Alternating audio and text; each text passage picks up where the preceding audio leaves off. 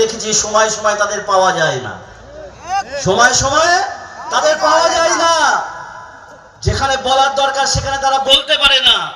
জানি না কিসের ভয় তাদের কাজ করে, জানি না কত কিছু খেয়ে আছে, জানি না কি নিয়ে রেখেছে, কথা বলতে গেলে মিন মিন মিন মিন করে।